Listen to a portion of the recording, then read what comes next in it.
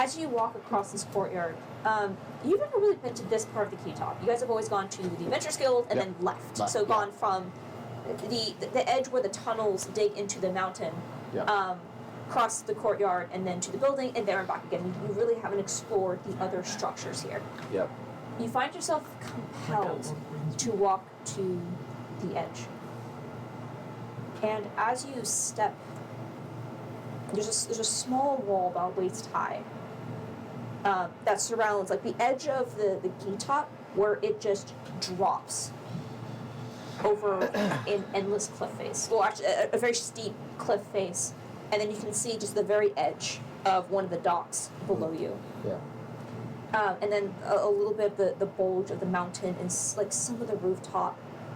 But as you stand there, looking over this site,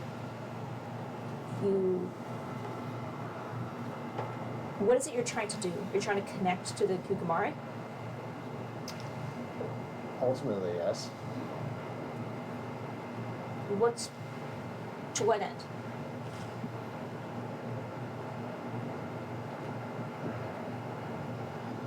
Wade's kind of thinking that about the sacrifice that's needed to ascend, the detachment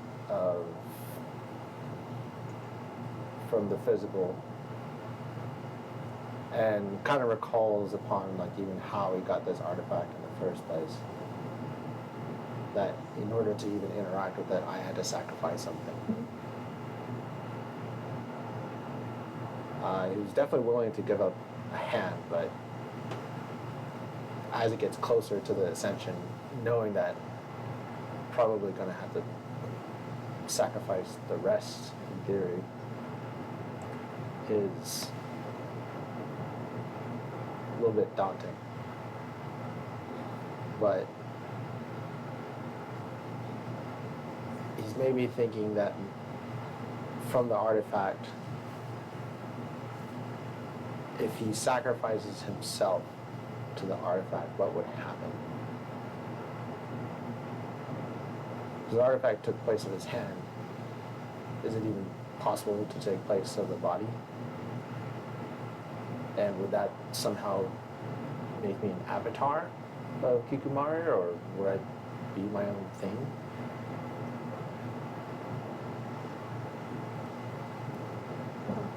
Make a religion check for me. Guidance? Sure.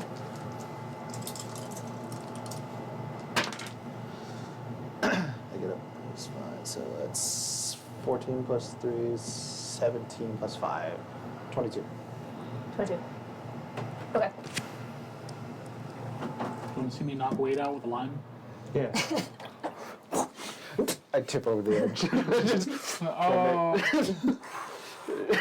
That was an offering. That was an offering. That's for your journey. Oh, he'll be fine. See you later, Wade. Yeah. So, See you later, Stinky.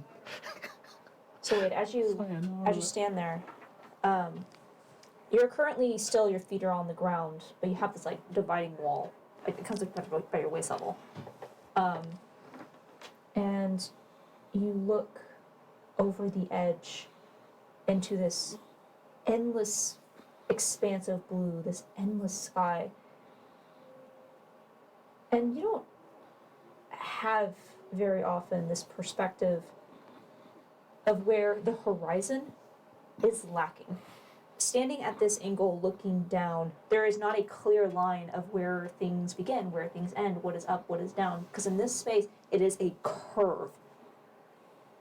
And it's that moment of like that vertigo that kind of like pulls you forward. You're standing on a tall building. That makes me nauseous. That strange feeling of falling off of an edge when you know that you're standing still. Yeah.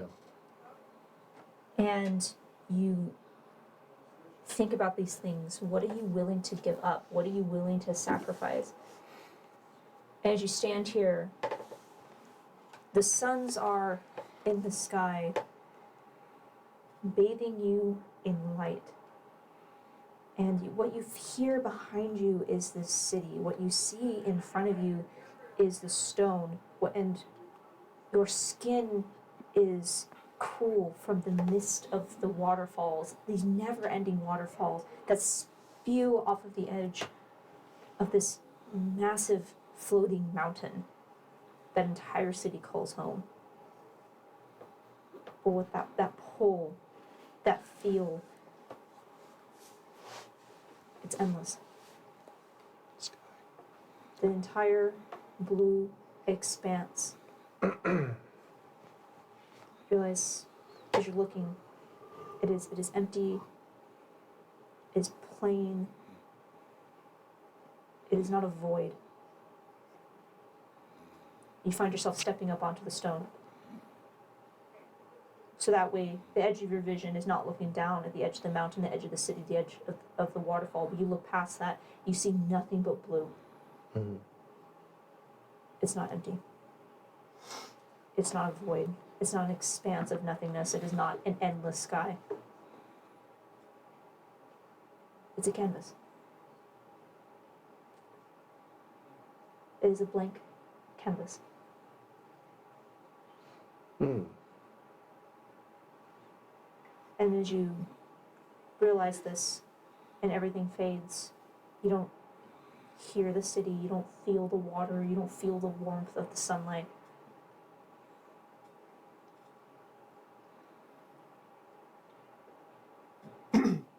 You are a mortal being held to this rock by gravity. And if you step off, you'll be nothing more than a mortal succumbing to gravity. But you can see a canvas. But you're only a mortal. You wonder what you have to give to sacrifice. But the sacrifice is part of it. The sacrifice is what you were going to give up. But that's not what's important. It's the blue, it's the canvas. What will you become? All of this. Everything around you, everything you see. Yourself, the stone. The people you've been traveling with, they're not real. None of this is real. This is all make-believe. Who you are is a lie. You are a story that is being told by someone else. Someone's idea. But you're real because you're an idea. Believed so hard that you would even forsaken the name that was given to you by another fake entity. That's what you wanted, right? You wanted the story called Wade. Because there's no hero's named Wade, right? That's right. You ask what you need to sacrifice. But what will you become?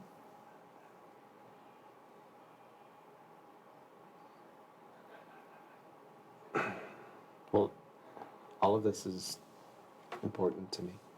Then all of this, the canvas, everything in it.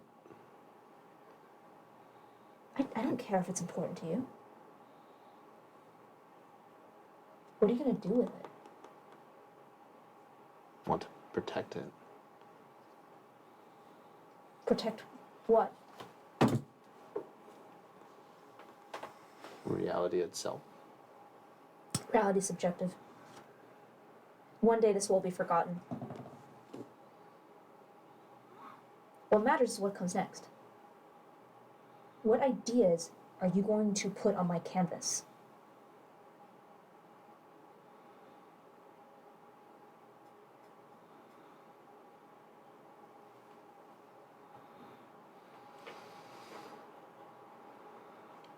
Wade would like to put himself. And what does that mean? He wants to stay on this canvas.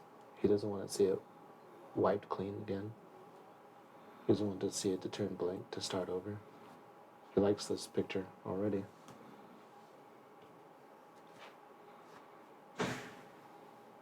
So you do not wish to add anything new? but preserve what's here. Yeah.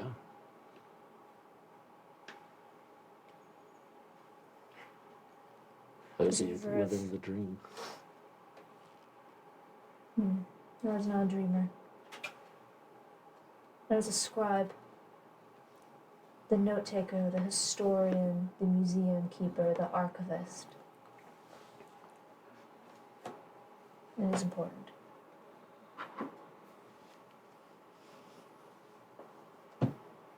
You're not ready for the next step.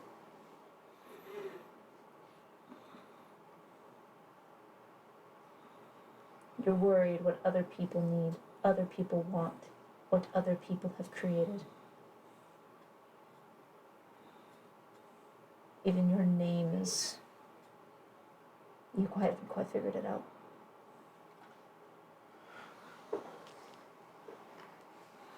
Tell me what you want to be.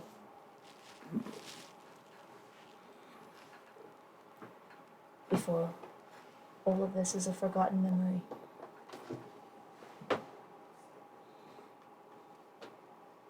Do you know what I love most about this world? What? What it feels like to fly. And you feel the world jolt underneath you, and you are suddenly in free fall. And you feel yourself fall forward, and your hands slam down on the stone, where you just pitch forward and just like grabbing this wall. And you realize you never stepped up onto the wall. Your feet are still firmly planted. Standing at the stone, the sun on your face, the mist on your face, the sounds of the city around you, looking out at the endless sky, and you take a step back.